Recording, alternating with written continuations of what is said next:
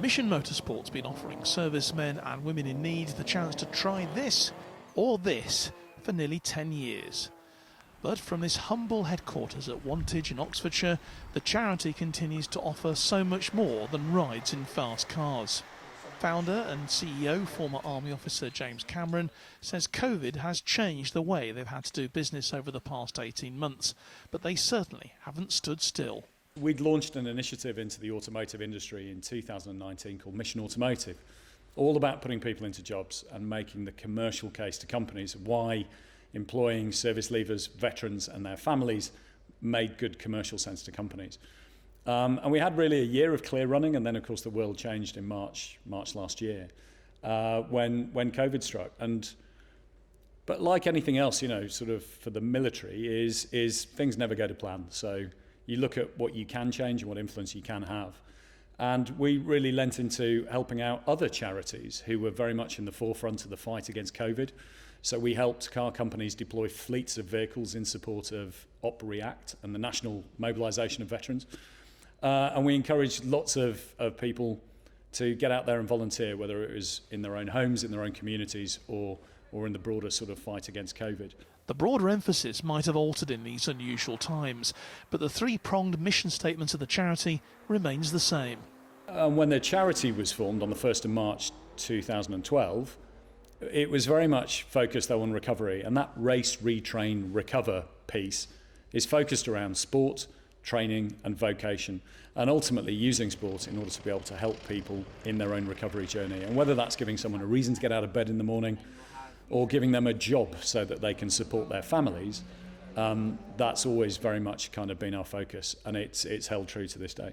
The figures showing what you've achieved in these last 9-10 years are quite staggering, really. You must be hugely proud of what's been achieved. What gives you the most pleasure when you look at those stats? We've got to do some really amazing things. So we put more than 200 wounded, injured and sick into employment. But through running initiatives into industry, you're able to move some HR levers that can have a much greater effect for service leavers and veterans.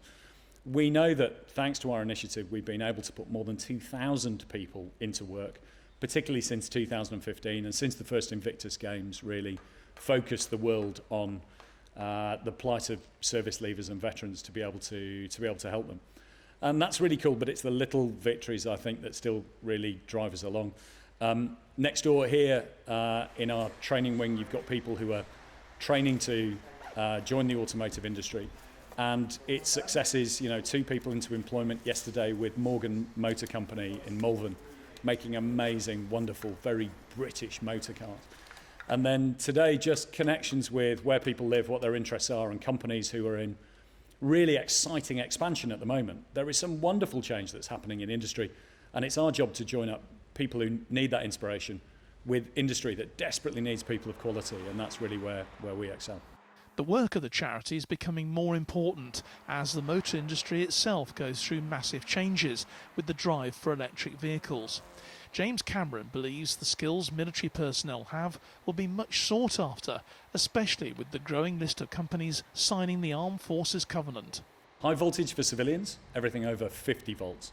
High voltage in the military, over 1,000 volts. And that's the same for all 3 services. So it means that we've got an entire generation of service leavers and veterans who've used ground handling equipment on aircraft, who've plugged things in on ships, who've been on comms courses or used generators in the field, or armoured vehicles, who have been using stuff that sits in the same 400 to 600 volt range as a Tesla or an I-Pace. But what they don't know is that that's high voltage, and the military doesn't refer to high voltage unless it's over 1,000 volts. So we've got this entire generation of service leavers and veterans who's got the skills, the competencies and the experience that British automotive desperately needs. In a way, Mission Motorsport's become a catalyst for bringing together the needs of service personnel looking for a future and industry that needs their skills. But that will never deflect away from the charity's other great aim of giving opportunities to enjoy motorsport. If you're going to really inspire people and get them off the sofa and engaged, if you're to inspire a service leaver or a veteran who's struggling or has lost their way a bit, of course they're leaving into a world that looks very different to how it looked in 2019. And that's really intimidating. But there is so much opportunity out there that is so exciting for companies that are growing, for companies that need people with the skill sets that we see leaving the services. And it's our job to kind of join those two sides up and to help them.